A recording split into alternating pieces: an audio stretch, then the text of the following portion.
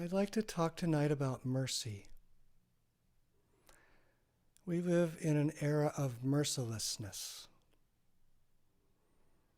And so we believe that mercilessness is our only choice, when we listen to the larger culture at least. And if we think about that larger culture's mercilessness, examples are everywhere.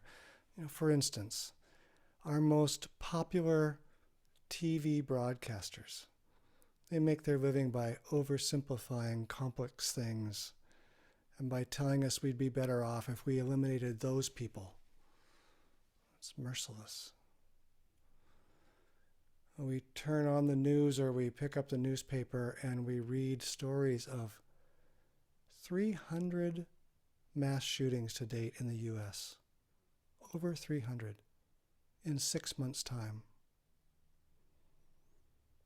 Stories of how people legally purchased weapons of war and used them to kill people who were watching parades or dancing in nightclubs or praying in a synagogue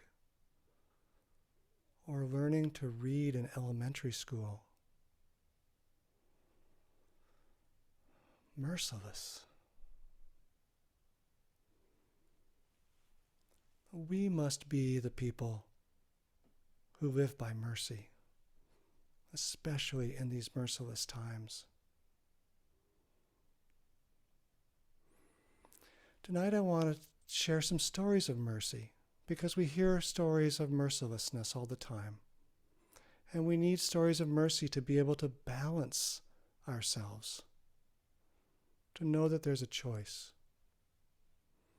And I'd also like to talk a little bit about what mercy is and how we might practice being more merciful towards ourselves and towards other people. So let's start with the first story. Banki was a 17th century Japanese Zen master. And there's a famous story of how he forgave a thief. Banki entered an extended meditation retreat, and people from all over Japan came to join him. And one day, the folks that were there began to notice that someone was stealing things. They told Banki, but he was not willing to take any action against the thief. And the next day, the students caught the man stealing again, and they told Banki about it. And once again, Banki ignored the whole incident, did nothing to intervene with the thief. And then finally, people objected that they couldn't go on with the retreat when they knew that there was a thief among them. And they demanded that he take the matter into his hands and expel the thief. They said they'd all leave the retreat unless he sent the thief away. But Banki said this, "Brothers, you are wise. You know what's right and what's wrong. This brother of ours does not know right from wrong like you. If I do not teach him, then who will? I'm not going to expel him, even if that means that all of you will leave. I will keep him beside me." And the thief overheard what Banki said, and he was so moved by Banki's compassion and big heart that he burst into tears, and he swore to himself that he would never steal again. And Banki was willing to have mercy on this man, even if it meant that all the other students left the retreat.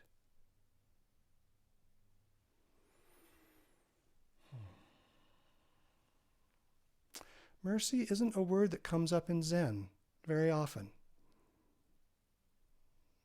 It's not in our language, but it's in the language of the larger spiritual community in the world. And I think it's a word that we can well bring into Zen because it gives us a really important practice. And the reason it's an important practice is that mercy asks us to take a step beyond empathy and compassion. So empathy, just to sort of review, we've talked about these things before, but I'd like to review this. Empathy means that we are feeling with another person their feeling becomes our feeling. And this is actually very natural for us to do as human beings.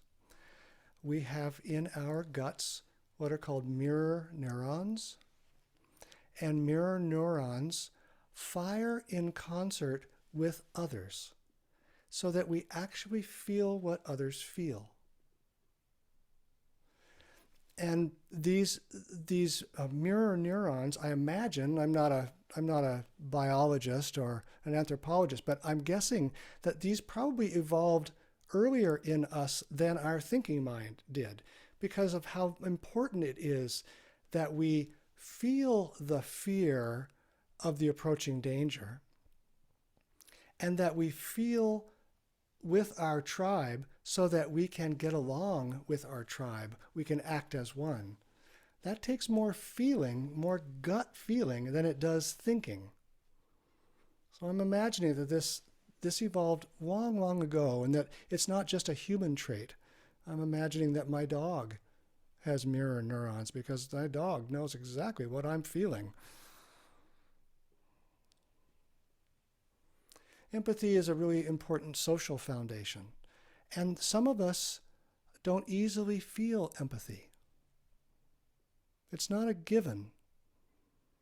Some folks who are on the spectrum, for instance, the autism spectrum, don't feel empathy as naturally or as easily. And some people with some mental illnesses like sociopaths and narcissists, they don't necessarily feel empathy. And so we're very fortunate that we feel empathy because it's a very useful and important thing. So that's empathy, is feeling with another person. And then if we take the next step and we talk about compassion, compassion is acting on our empathy. So we feel, and then from that feeling, we act. Empathy being the feeling, compassion being the act. And we talk a lot about compassion in our practice, which is a lovely thing. And compassion, it can be applied in many different ways. It can be applied towards individuals that I know, for instance. It can be applied to individuals I don't know, or to groups of people. I can feel compassion for people on the other side of the world that I've never had any contact with, but I can imagine their situation, I can feel their situation, then take some action. But mercy is a particular kind of compassionate action.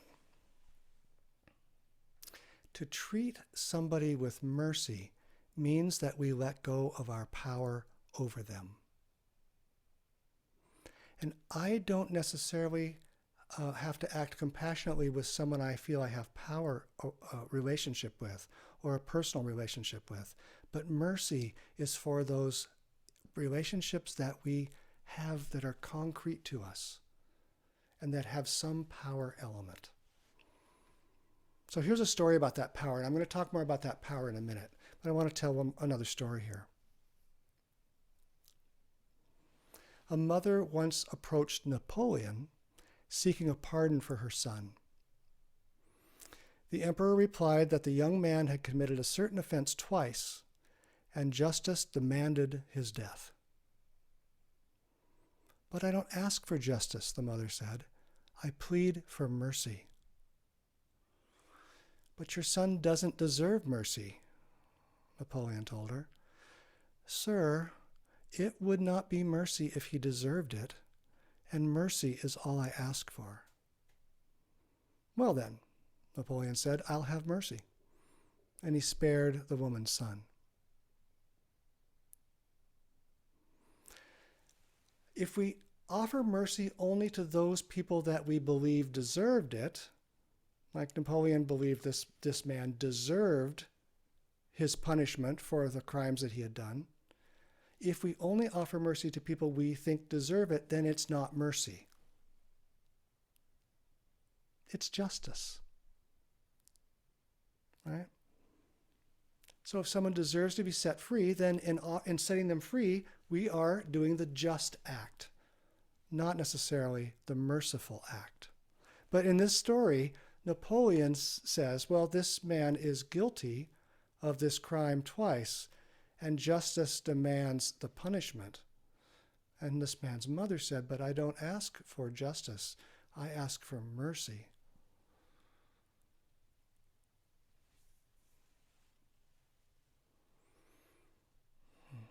So think for a moment of someone who has wronged you. Let's pause and think of that person and that action that they did that has wronged you.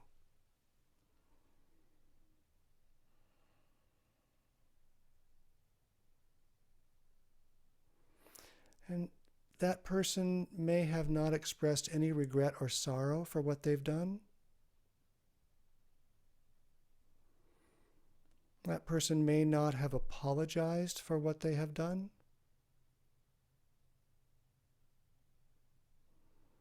And because they've wronged you and they've not made any attempt to make amends, justice does not ask us to release them from that. But mercy does. Mercy does.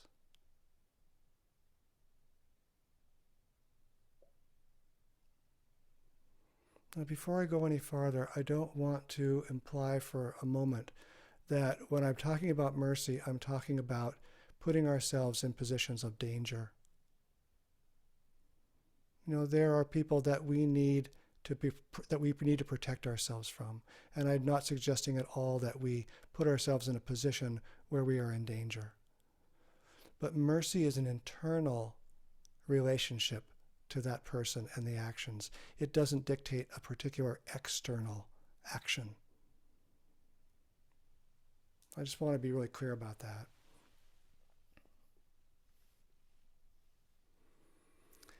At its base, mercy means we are releasing our power over another. Justice doesn't mean that, but mercy does. Mercy is something we offer to ourselves and maybe outwardly to the person that has wronged us in a way that releases our sense of power over them. Let me talk a little bit about this power thing that I'm suggesting. Relationships have a power dynamic to them. For example, a parent has power over a child, and an employer has power over an employee. A member of an in-group has power over a member of an out-group. So there's lots of examples of this. So when there is a relationship, there's almost always a power dynamic. Now we might think that that's simple. I gave some, examples like a parent has power over a child. That seems simple. But in reality, these power relationships are very subtle and they flow both directions. There's the obvious power, but there's also the power of the other person that might not be so obvious. So for instance, Napoleon obviously had power over that mother to grant or not grant her request for mercy for her son. But, organized mothers can bring down a government. It's happened. Yeah. It's a darn good thing, too, huh? A teacher has power over a sangha, but a sangha has the power to remove a teacher, as it should be, right? So these power relationships, while they seem obvious that one has power and the other doesn't, they're seldom one-sided. So let's think back to that person that you thought of earlier that has wronged you. Think first about the power that they have over you. And now consider the power that you have over them.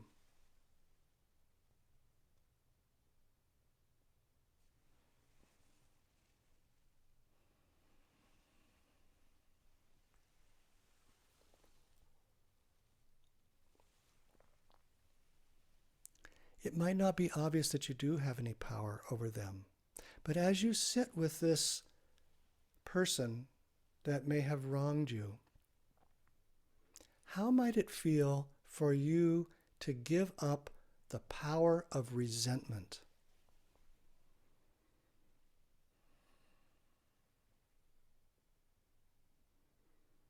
How might it feel for you to give up the power of anger?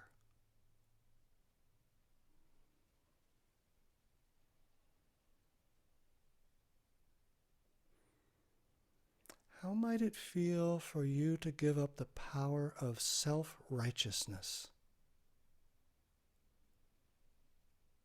The power of self-protection?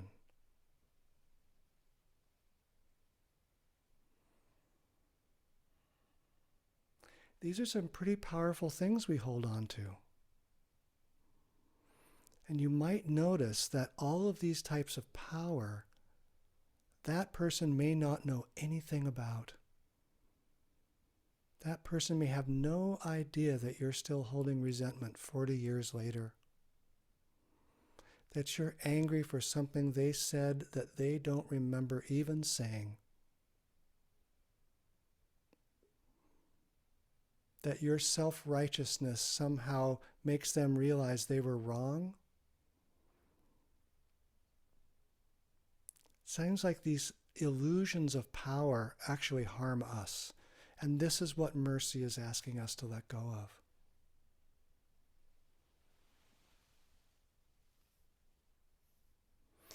We in this Sangha are the powerful ones. We're powerful economically. We're powerful socially, historically, racially. And mercy is a wonderful practice as an antidote to our power. And it's such a prevalent thing in our culture right now that we're analyzing the power held by certain groups over others, certain people over others, and we sometimes wonder, well, what do I do about that?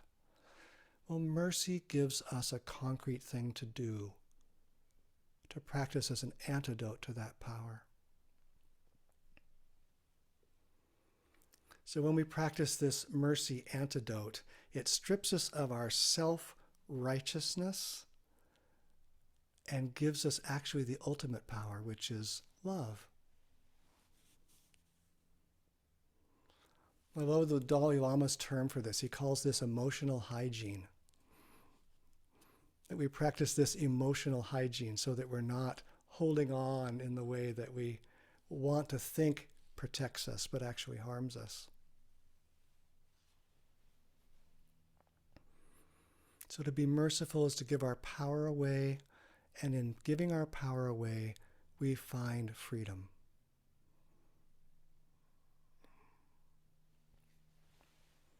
How about another story? Stephen McDonald was a young police officer in 1986 when he was shot by a teenager in New York Central Park, and that shooting left him paralyzed. He said, "I forgave the shooter because I believe the only thing worse than receiving a bullet in my spine would have been to nurture revenge in my heart." While the younger man was serving his prison sentence, MacDonald corresponded with him, hoping that one day the two could work together to demonstrate forgiveness and nonviolence. Unfortunately, the young man died in a motorcycle accident only 3 days after his release. So MacDonald still travels the country and delivers his message of mercy. And I find this moving because Stephen MacDonald was a police officer, and he had power. He had power within the justice system. He had power of being victimized by someone that we are quick to push aside. You know? And he could have used that power mercilessly to punish the young man who shot him. But instead he chose to have mercy. He chose to let go of his power and soften his heart. Now I imagine that when he became paralyzed from this bullet wound, that he probably had a strong impulse to use this power to lock that young man up and throw away the key and communicate with the guards in that prison to, he shot a cop. This guy should suffer. And it's understandable that he thought that, because we have been raised with this cultural understanding of an eye for an eye and a tooth for a tooth, that justice demands retribution and revenge. But Stephen MacDonald came to a deeper understanding than that. And he said, I'm going to read again what he said, "I believe the only thing worse than receiving a bullet in my spine would have been to nurture revenge in my heart."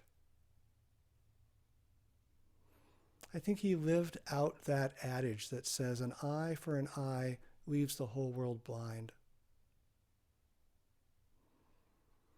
He could see that if he took revenge for this act, then there would be someone who took revenge for his act. And there would be someone who took revenge for that act. And on and on and on in an endless cycle that would leave the whole world blind. So instead, he chose freedom. He chose the freedom of mercy and the freedom of forgiveness and the freedom of the possibility of redemption. I'm so grateful for him for doing that.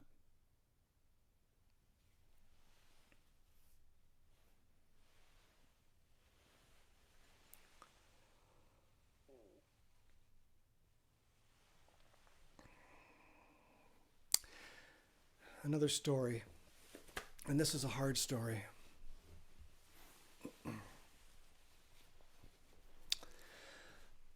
On the morning of October 2nd, 2006, Charles Roberts walked into a tiny one-room schoolhouse in the Amish community of Nickel Mines, Pennsylvania. And after sexually abusing 10 young schoolgirls, he shot them, killing 5. He then turned the gun on himself.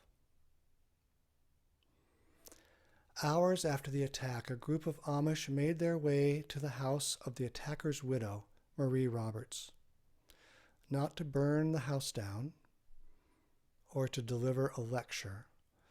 They came to offer their concern for the couple's 3 young children.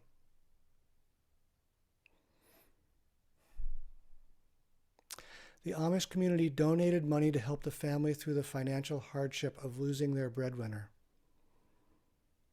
who the Amish knew because he was a milk delivery man in their community.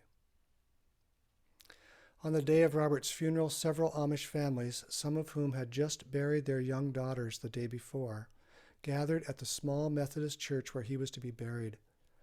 Over half the funeral's attendees were Amish.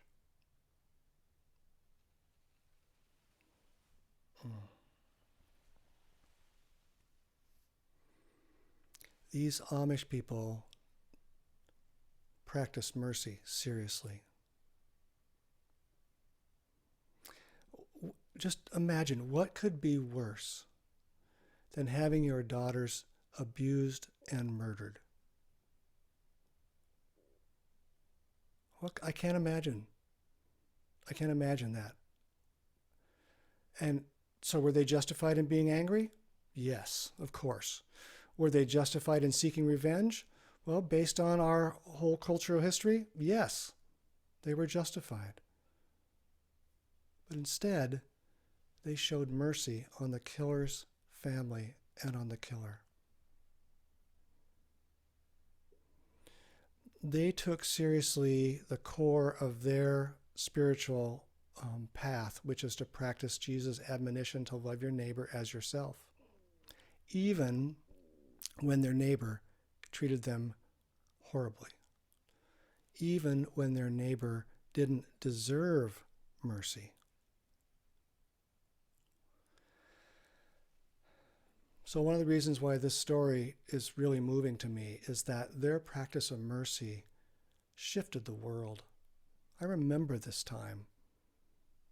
I remember this, and Countless people were inspired by their actions, by how a few bereaved families rose above retribution and revenge and lived the practice of mercy.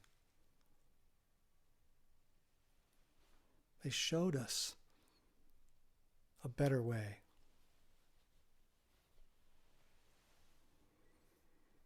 The Amish aren't alone in this beautiful skill of offering mercy. I think about the stories that have come out in the Tibetan Buddhist tradition of the Chinese government and their treatment of the Tibetan monks.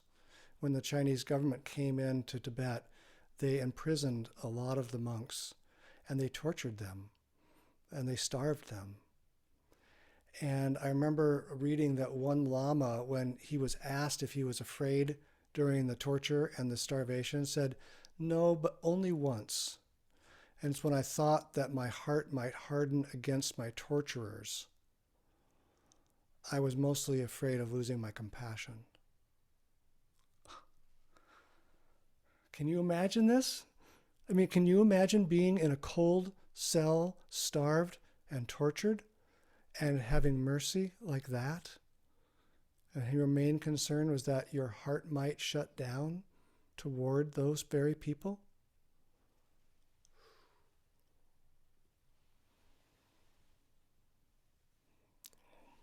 So I don't want to imply for a moment that being merciful is easy, because it is not easy. It's not easy because it asks us to give up our illusions of power. And who wants to do that?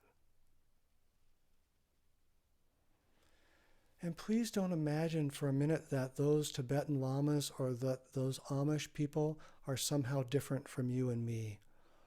That somehow those differences made it possible for them to do this effortlessly. But they are just like you and me. Just like you and me.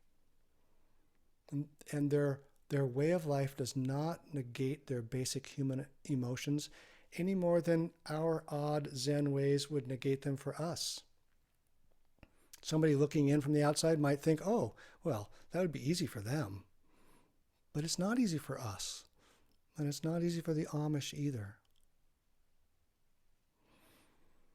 Mother Teresa said, "For love to be real, it must cost. It must hurt. It must empty us of a self." And I believe it cost the Amish people a great deal to practice that mercy, but they still did it. So in Zen, we talk about empathy and compassion a lot. And I want to distinguish that from mercy, because we can have empathy for another without giving up our power. And we can have compassion for another, we can act with compassion for another without giving up our power. But mercy asks more of us. It asks that we have empathy by feeling another person's pain, and it asks that we have compassion by acting from that feeling, but it also asks us to let go. Mercy asks us to let go of our illusions of self-protection, to let go of our illusions of self-righteousness, to let go of our illusions of power over another. This is a lot to ask, but it's the heart of our practice. This is what we do every day when we sit on the cushion. We let go, we let go, we let go. So there's really good news in this. There's very good news in this. And here's the good news. When we let go of those self-centered concerns that mercy urges us to let go of, we find freedom. We find freedom. And we find that offering mercy, which once seemed so inconceivably difficult, is actually deeply joyful.